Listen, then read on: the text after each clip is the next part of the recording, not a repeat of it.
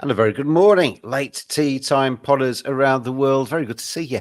Today is an eventful second round at the US Championship. We're looking ahead to round three today. James and Dave Tindall with you for this one.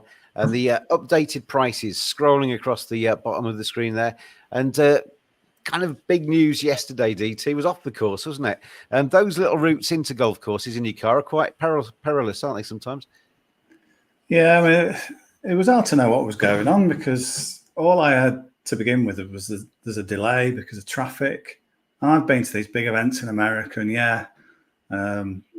driving in, it can be chaotic. And then I think the order was, I heard that Scheffler had been arrested and just thought, it's a joke, how else are you going to stop him winning? Let's make up some story that he's been arrested, haha. And then he started to look and thought, actually, has he been arrested? And then the footage emerged and you could see it. And again, you're thinking, I don't know, some sort of AI nonsense. That's the world we live in, James. What do you believe? And then clearly it was true.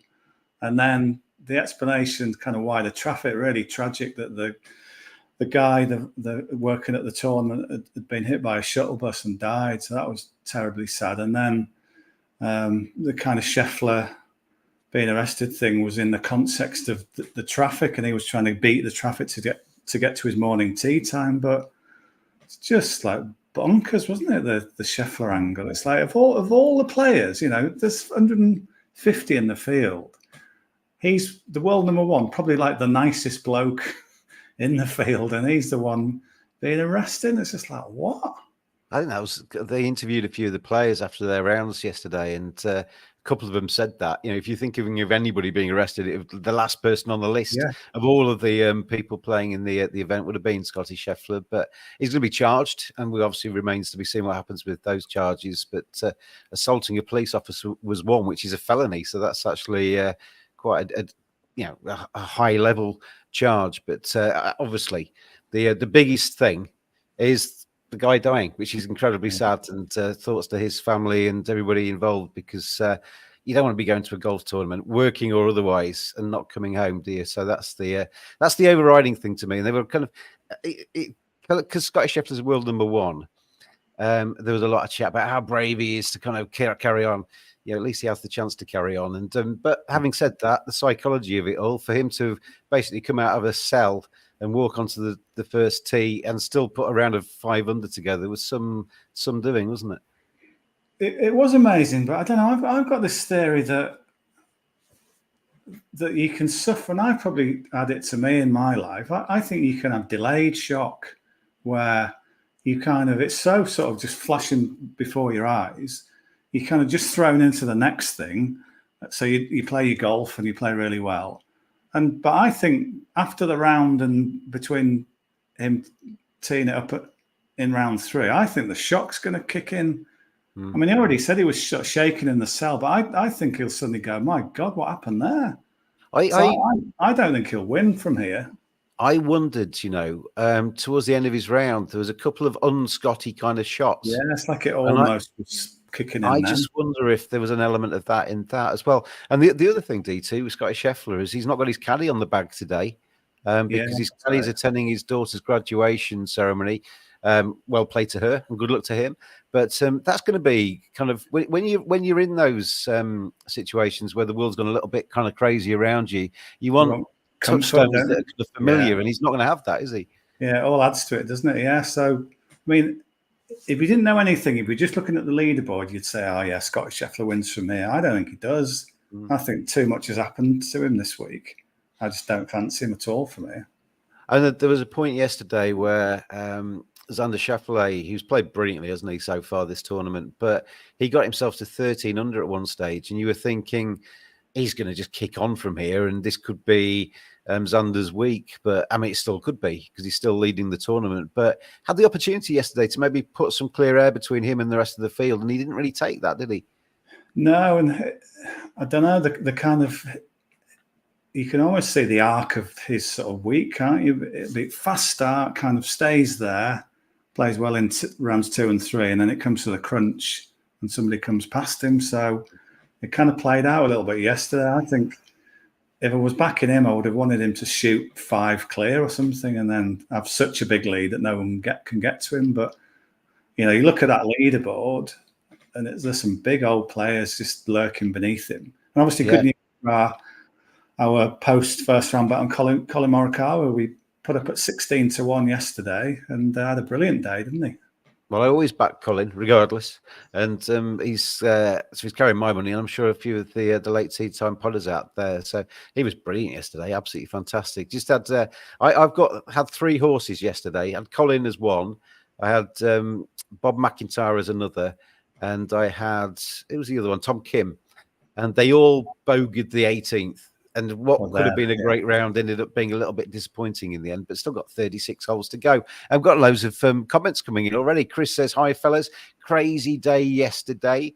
He asks if Scotty Scheffler's caddy still missing today. Yes, the answer to that is yes, as far as I know. And he also asks the thoughts on Bryson DeChambeau's chances. We'll come to that in a second, DT. And Sean says, "Love the hat, DT." Thank you. I've just done the park run this morning, literally about half an hour ago. So, I had the hat on. Sunny day here where I am. I sort of ambled around in about 28 minutes, but yeah, I like to run in a hat. Like the 1972 US Olympic champion Dave Wattle. Have you ever seen that clip? Yes.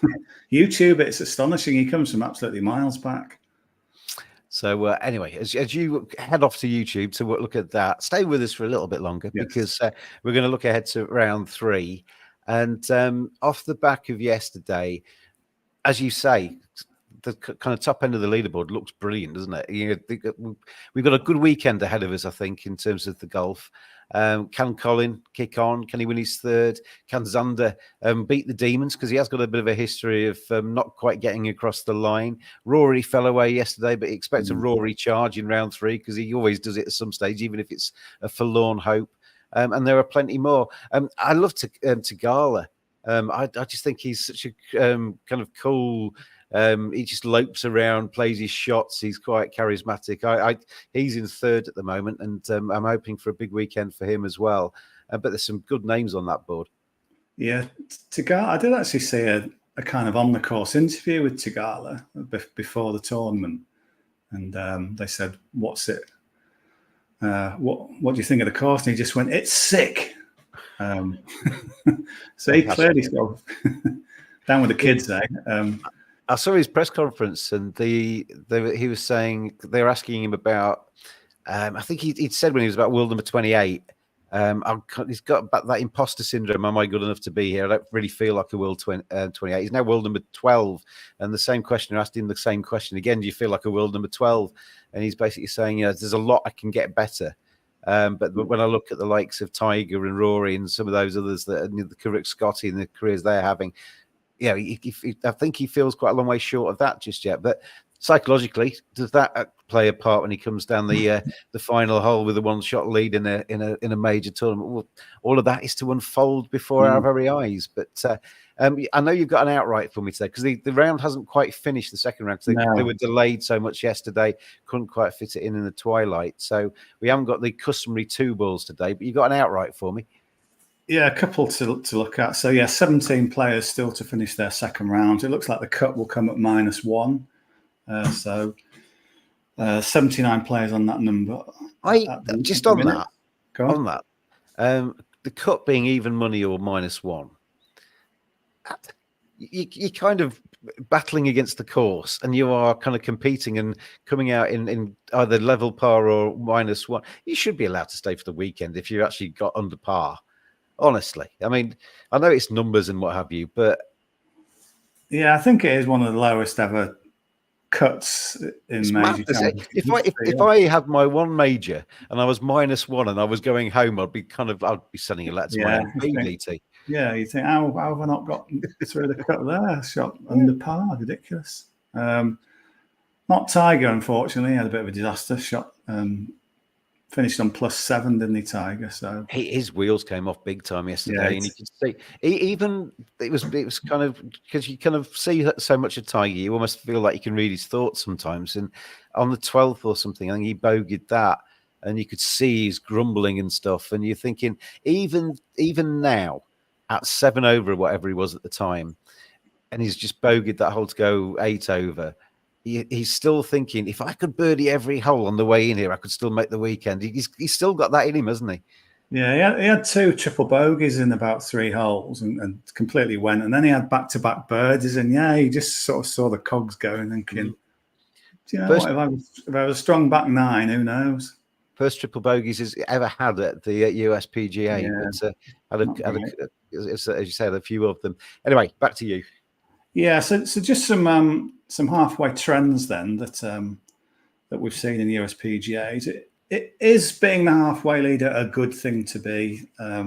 You'd kind of think so, but I was looking back. So we've had the halfway leader go on to win 6 times in the last 13 years. So that's Keegan Bradley, Duffner, McIlroy, Jimmy Walker, Koepka, and Mickelson. But only one since 2019 has had the halfway lead.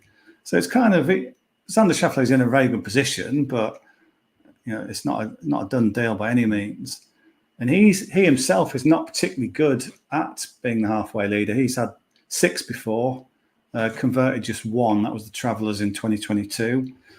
And then how far back do you go? Well, I think the main stat that I've got here is 12 of the last 13 winners were no worse than 7th at halfway.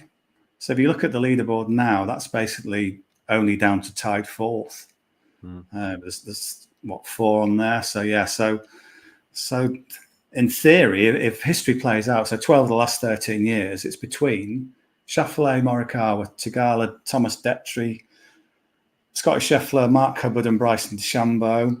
The aforementioned Bryson that Chris was asking about.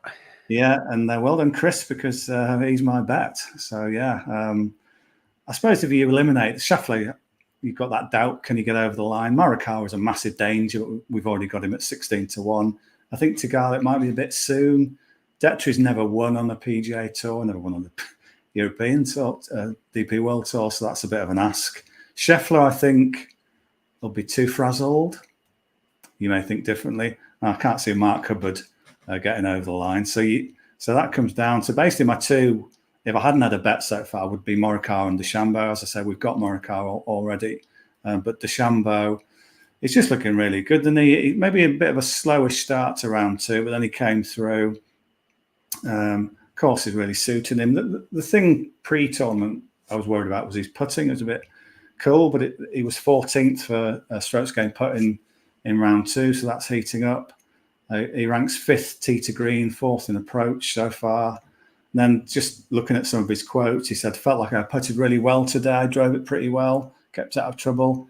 It was a solid round, just a bit. I mean, what, 65? Yeah, that's a good solid, isn't it? If you're framing that as solid, that's pretty handy. He's gone a little bit under the radar, hasn't he, Bryson, this week? And just going about his business, isn't he? With all of kind of the noise that's surrounding the tournament, Bryson just kind of plodded around, got on with it, and done his stuff. And Chris, in response to you putting up Bryson DeChambeau, just goes, Bryson. Yeah. So but he rounds off by saying, it was a really solid round. If I do 2 more of those, I'd have a really solid chance. Of course you would. Another pair of 65s on the weekend. So I do like this idea of that when you win majors, they come quite quick. So he won one a few years ago. So, a quick follow-up.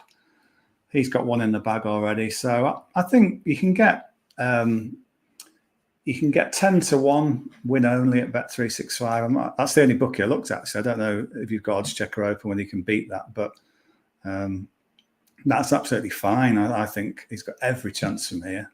He's about to scroll across the bottom of the screen in a few seconds' time, but you can see Xander Schauffele 3-1, Scotty Scheffler 100-30, Colin Morikawa 5-1, and Bryson 11's the best price that was 11, with. Okay.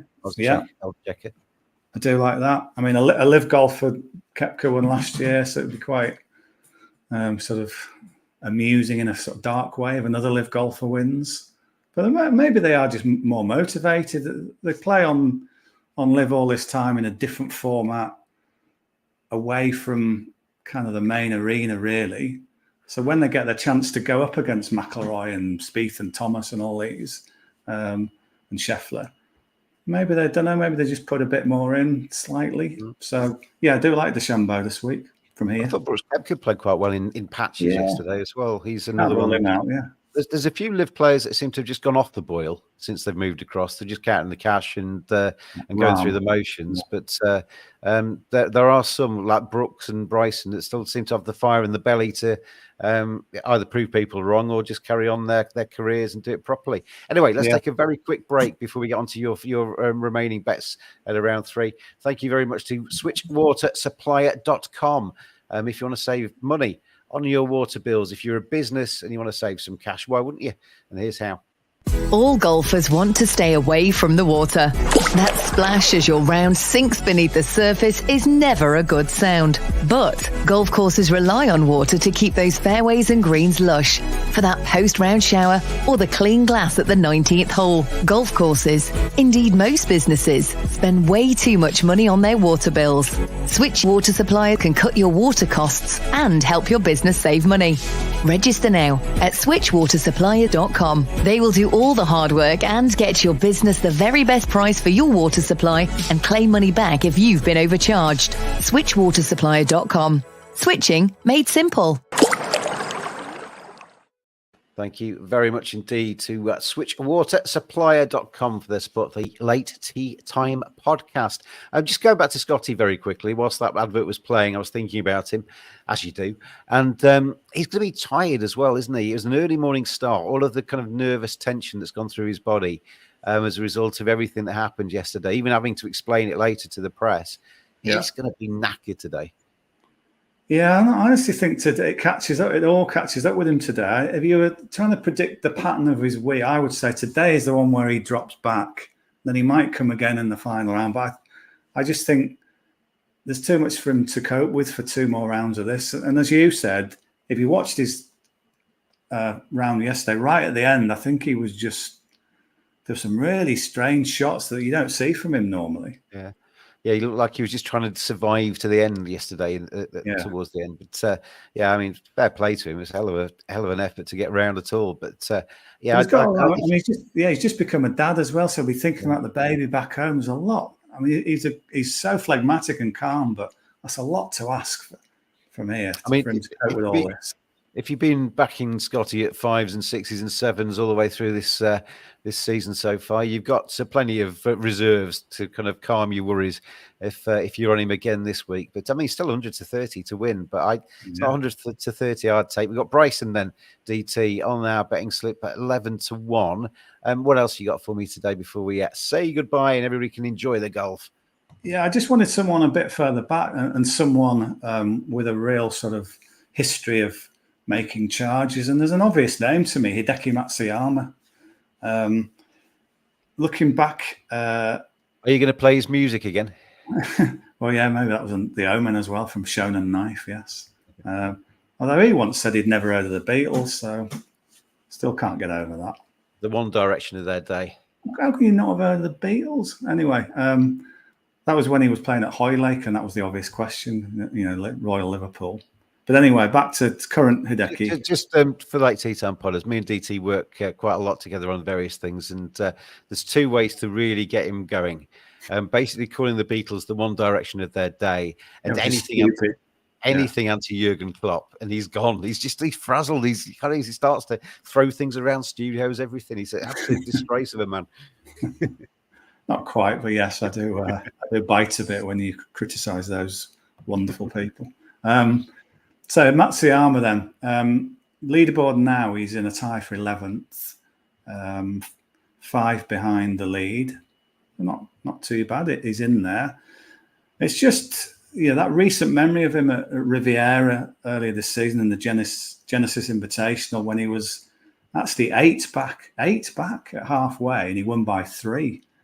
Final round 62 on that occasion. I mean, he shot a 65 yesterday. I think it was the joint best. So he's already on the move. So, as I say, he came from 8 back in that one. His previous win, which was the Sony Open 2022, he was 6 back at halfway. Again, got over the line. And then you go a bit further back, and at Muirfield Village, another Jack Nicklaus design, he was 5 back at halfway and won that. So some players are just good front runners. I mean, he's good as well, but he is someone who can be a bit behind, still in a really big, classy field, and still have the skill and the kind of mental strength to surge all the way through. So what have you got for me in terms of odds? Because I think they're quite big. Hideki 45-1. Is that about a fifth first four? Are we looking at that? There'll be a quarter first four, I think now. Quarter first four, yeah. Yeah, I mean, I know it's a bit of a stacked leaderboard and plenty of big names, but for a bit of halfway value, I thought he stood out because he's already on the move with that 65 on day 2. I know there's that injury thing that kind of hangs over him. He's always got a bad neck or something, but I think once he's got his tournament head on and he's in play, normally when the niggles he pulls out before the tournament starts. Once things are going and he's up and running and everything's flowing, he's a danger man. So yeah, I think Matsuyama as an each way bet from this point is well worth a look. He could quite easily. Anybody that makes a move, it's moving day. Anybody that makes a move today is going to be in contention come Sunday. So we'll see how that goes. In terms of kind of my mates, as we always say, Colin Morikawa, Victor Hovland, both striking the ball half decent as well. So from my point of view, the top end of the leaderboard's good. There's quite a few of my favourite golfers in contention heading into the weekend. Anything else for me before we bid our late two-time podders adieu for the day? We'll see you obviously ahead of the final round tomorrow. Yeah, hopefully they'll catch up with the with the tee times correctly, but there aren't any at the moment. Yeah, just on Hovland, he's gone back to his old coach, hasn't he? Is it Joe Scobell? And it's made an immediate impact. He was the guy with him when he was brilliant at the end of last year, but he's always looking to improve, and he went away from him, but I think he's realised that he needed to go back. And both Colin and Victor, both Colin and Victor have kind of fiddled with an already impressive game and made it worse. Yeah, and now they've gone back to the tried and trusted and starting to compete again, aren't they? And Victor's got that little skip and that little smirk on his face again. He looks like he's enjoying himself. Yeah, he held out, didn't he? Held out for an eagle at one point yesterday. So, yeah, he's another one in the mix. Good luck, everybody out there, whether you're taking DT's advice, whether you've got your betting slips set in concrete already. Good luck with your bets over the course of the weekend. As I say, we'll see you again tomorrow because it is a major. We'll be back with you in between rounds, and so we'll be here ahead of Sunday's action as well. But to gamble responsibly, this has been a sports broadcast media production. And as I say, we'll see you tomorrow. Cheers, everybody.